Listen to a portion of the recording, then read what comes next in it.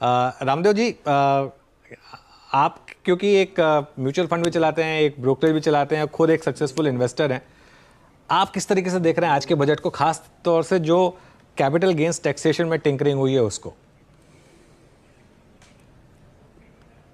देखिए, मुझे लगता है कि जो अभी बाजार में पार्टी चल रही है उसके हिसाब से करीब 25 से 30% ज़्यादा टैक्सेशन लगेगा तीनों कैटेगरी में, चाहे लॉन्ग टर्म हो, शॉर्ट टर्म हो, चाहे स्पेकुलेशन हो। सो लॉन्ग टर्म में आपका 10 का 12 हो गया, शॉर्ट टर्म में 15 का 20 हो गया, और स्पेकुलेशन में आप एसटीटी में ही आप करीब 40-50% ज़्यादा टैक्स भरेंगे। सो ऐसा मेरे ख्याल से tax mobilisation from the market काफ़ी बड़ा है। वो नंबर तो नहीं मालूम मुझे, लेकिन काफ़ी अच्छा नंबर आएगा मेरे, हो सकता है 50,000 से लाख करोड़ तक भी आ सकता है इसमें। रामदेव जी, ये सिग्नलिंग किस तरफ है कि बहुत ज्यादा स्पेकुलेशन हो गया था, उसको सरकार रोकना चाहती है, दूसरे एसेट्स जैसे रियल एस्टेट को बढ़ावा मिल रहा है, गोल्ड में जो ड्यूटी कट हुआ उसको बढ़ावा, जो नॉन रिस्की एसेट्स है क्या उस तरफ फिर से रुझान बढ़ता हुआ दिखाई देगा? हाँ, इस ढंग से लग रहा है कि मतलब इक्विटी, मतलब उनका ये कहने का कि भाई आपने बहुत पैसा कमाया है इक्विटी में, तो आप हमको भी थोड़ा देते चले जाओ, ऐसा है। मतलब I don't think there is any rational, because उनको तो ये पर्टिकुलर एसेट क्लास को इंकरेज करना चाहिए। तो आप जो लॉन्ग, चलिए स्पेकुलेशन को आपने पनिश किया, शॉर्ट टर्म को पनिश किया, एक बात समझ में आता है, बट इवन लॉन्ग टर्म में आपने 10 से 12.5% किया है। मतलब ये है आपको मेरे ख्याल से सोच ऐसी है कि भाई आप जो है बहुत पैसे कमाया हो तो उसमें से आप थोड़ा you part with some portion of gains. मेरे को नहीं लगता है कि लॉजिक ये है कि भाई हम इन्वेस्टिंग इन इक्विटीज को डिसइंसेंटिवाइज करें, ये बात नहीं है। बट बेसिकली मेरे को लॉजिक समझ में आया कि long term capital gains tax इतना बढ़ाया क्यों। शॉर्ट टर्म तो मेरे समझ में आता है, शॉर्ट टर्म स्पेकुलेशन में, और एक्चुअली स्पेकुलेशन में आपका मार्जिनल टैक्स रेट है। So in any case you are paying the full tax. There is no change for the speculators actually, which is the major portion of the gains in the marketplace. तो रामदेव जी, आप ये कह रहे हैं कि short term बढ़ा दिया ठीक है, लॉन्ग टर्म नहीं बढ़ाना चाहिए था, लॉन्ग टर्म को वही रखना चाहिए था। You are punishing the long term holders ना, जितने लॉन्ग टर्म होल्डर्स हैं उनको आप पनिश कर रहे हैं। नहीं, आप क्या मतलब चाहते क्या हैं? लोगों को सटोरिया बनाना चाहते हैं, या लोगों को चाहते हैं कि भाई इन्वेस्ट करें और देश को बनाने में, एंटरप्राइज को बनाने के लिए लंबे समय के लिए रखें? मुझे ऐसा लग रहा है कि भाई आप ज्यादा सट्टा करो, जल्दी चर्न करो, सो दैट आपको लॉन्ग टर्म रखने कोई फायदा नहीं ना, फिर आप बढ़ाते जा रहे हो। ये इंटरेस्टिंग चीज है। विजय भाई, रामदेव जी, आप थोड़ा, आपका दोनों का कॉन्ट्रा व्यू बन रहा है इस समय। आप कह रहे हैं कि कोई दिक्कत नहीं है, वैसे 1% से कम ही लोग रखते हैं। आप कैसे रिस्पॉन्ड करेंगे रामदेव जी की बात का, जो कह रहे हैं? नहीं, रामदेव जी जो कह रहे हैं उनको काटने का तो मेरे को कोई उतना विजडम नहीं है, लेकिन मैं पर्सनली, मेरा अपना व्यू ये है कि समझो उधर भी आपने शॉर्ट टर्म भी 15 का 20 किया, इधर 10 का आपने 12.5 किया, तो आप एनकरेज कर रहे हैं ना लोगों को कि आप लॉन्ग टर्म का इन्वेस्टमेंट करो आप इसको, क्योंकि कम रेस किया टैक्स। हाँ, क्योंकि उसको भी उधर भी 15 का 20 कर दिया, इधर भी 10 का 12.5 कर दिया, तो रेशियो तो देखिए टैक्स तो आपको देना पड़ेगा। 1,69,000 आदमी है जो 1 करोड़ से ज्यादा इनकम दिखाते हैं इंडिया के अंदर में।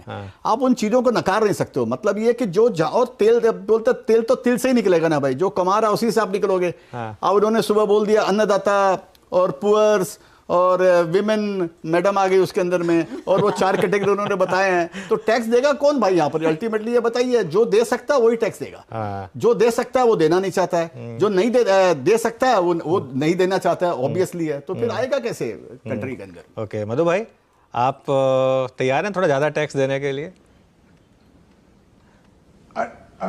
अनुज, मैं वापस मेरी बात को बोलता हूं, अगर गेन करेंगे तो टैक्स भरने में कोई प्रॉब्लम नहीं है।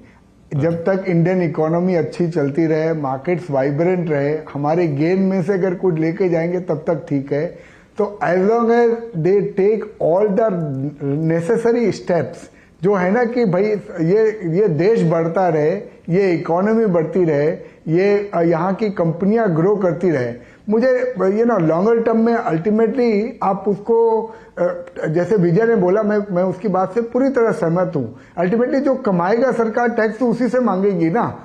हम लोगों को ये खुशी नहीं है ये देखते हुए कि टैक्स बढ़ रहा है, पर उसमें कोई चारा भी नहीं है। अगर कहीं ना कहीं सरकार को दूसरी जगह एलोकेशन करना है तो कहीं ना कहीं से तो टैक्सेशन वसूल करना पड़ेगा।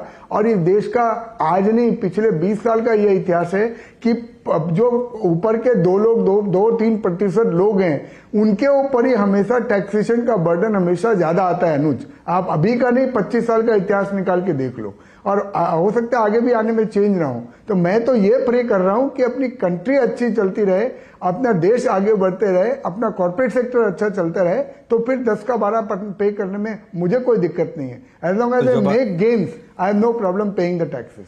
ओके बिल्कुल, जो बात अटल बिहारी वाजपेयी जी ने कही थी ऑलमोस्ट उसी लहजे में आपने कही वैसे मधु भाई। रामदेव सर, चलिए सिर्फ टैक्सेशन की बात नहीं करते हैं, और भी बजट में बहुत कुछ अनाउंस हुआ। रियल एस्टेट पर कुछ मेजर्स आए, थोड़ा सा गोल्ड पर कुछ स्टेप्स लिए गए। ओवरऑल आपने कैसे देखा बजट को? इस टैक्सेशन के डिसअपॉइंटमेंट को अगर एक बार के लिए साइड पर रख दें, फिस्कल डेफिसिट भी 4.9%, अगले साल 4.5% की बात हो रही है। ओवरऑल कैसे देख रहे हैं बजट को? भाई देखिए, आपको सबको उन्होंने सब कुछ दिया है, पर्टिकुलरली नीचे तबके के जितने लोग हैं उनको स्टैंडर्ड डिडक्शन या लोअर टैक्स रेट या स्टाइपेंड, सब तरीके से उन्होंने सब जितने भी सेगमेंट्स हैं उन्होंने एड्रेस करने की कोशिश किया है। बाकी बजट पेपर देखेंगे तो और समझ में आएगा। थोड़ा पॉपुलिस्ट टाइप का मतलब है, काफ़ी वाइड स्प्रेड बेनिफिट्स है, तो हो सकता है कंजम्पशन को बूस्ट मिले यदि अच्छा। उन्होंने महीना भर पहले आफ्टर द इलेक्शन एमएसपी भी बहुत अच्छे से अनाउंस किया था for the farmers. That is one of the biggest thing. आप देखिए जैसे ही स्पीच चालू हुआ सबसे पहले उनका फोकस था फार्मर्स, तो उसमें जो एमएसपी का जो बढ़ोतरी है और सबको जो 5-10 हज़ार रुपये दिया है, स्टैंडर्ड डिडक्शन दिया, मुझे उससे लगता है wide spread bottom of the pyramid में कंजम्पशन को भी थोड़ा अच्छा फिलिप मिलना चाहिए, पर्टिकुलरली यदि ये क्या नाम है आपका मानसून यदि ठीक ठाक रहा तो ऐसा डायरेक्ट कंजम्पशन के लिए कुछ बोला नहीं उन्होंने कि जीएसटी वगैरह में कुछ कटौती करें या कुछ इस तरह का, लेकिन जिस ढंग से एक्स्ट्रा इनकम सबके हाथ में दिया है मुझे लगता है उससे कंजम्पशन को थोड़ा बूस्ट मिलेगा। कंजम्पशन वाली थीम में आपके साथ भी डिस्कस करना चाहती हूँ विजय जी। जो 17,500 रुपए, स्पेशली अगर आप न्यू टैक्स रिजीम में हैं, आपके एक्स्ट्रा हाथ में रह जाते हैं, वो कितना कंजम्पशन को बूस्ट करता हुआ दिखाई देगा? जो राहुल भी मेंशन कर रहे थे कि देखिए नए कर्मचारी जो नौकरियां ले रहे हैं उनको सरकार अलग से मिनिमम 1 लाख तक, मैक्सिमम 1 लाख तक देती हुई दिखाई देगी, मिनिमम 15,000 मिलेगा। ये कितना एक चर्नर रहेगा कंजम्पशन की तरफ?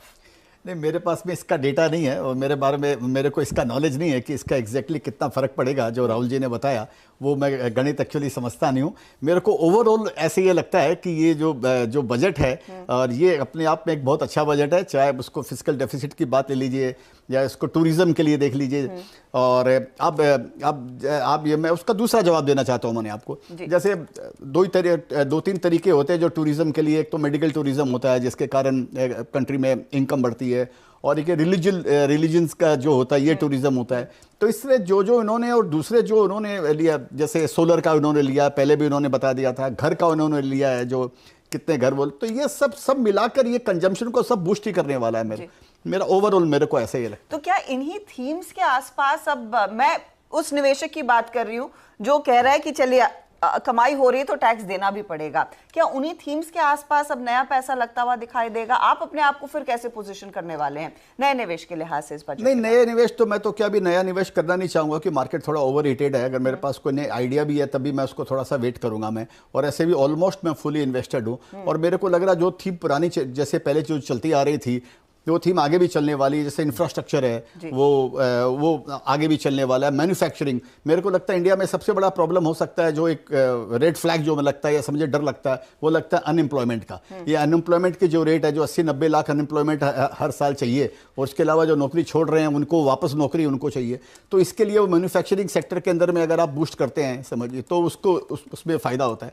तो मेरे को लगता है जो पुरानी थीम जो भी जहाँ भी गवर्नमेंट का फोकस था वो सारी की सारी कंटिन्यू रहेगी। और ये अभी इन्होंने भी जो बताया है उसी के आसपास इन्होंने सारी पॉलिसी, नई जो पॉलिसी जो नया अनाउंसमेंट किया है ये उसी के आसपास है जो गवर्नमेंट पहले बोलती आ रही थी कि हम लोग को ये करने का। ओके, बाय द वे शायद एक खबर ये आ रही है कि रियल एस्टेट पर इंडेक्सेशन बेनिफिट ख़त्म किया गया है शायद। हर्षिता, ये अब कंफर्म करने की कोशिश कर रहा हूँ क्योंकि अगर ये होगा तो ये भी एक बड़ा नेगेटिव होगा। अच्छा, रामदेव सर को जाना है। रामदेव सर, एक आखिरी सवाल फिर आपसे, क्या रिटर्न एक्सपेक्ट करें अब मार्केट में यहाँ से, क्योंकि पिछले 3 साल तो गोल्डन पीरियड रहे हैं खास तौर से मिड कैप इन्वेस्टर के लिए?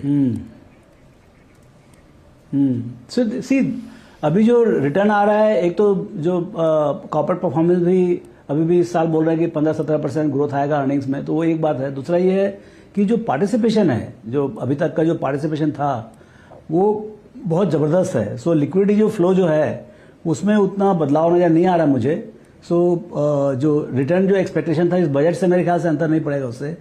कुछ भी ऐसा नहीं है इसमें कि आपका जो मार्केट फेसिंग रिटर्न है वो अंतर पड़े। आपको जो टैक्सेशन में थोड़ा बहुत चेंजेस हैं वो आपका personal after making money in the market whatever you have to pay. So मेरे को नहीं लगता है कि it has impacted the market in any way, and hence जो भी एक्सपेक्टेशन था से 15% अपना जो एनुअल एक्सपेक्टेशन है doubling in 5 years, I think that remains a intact situation.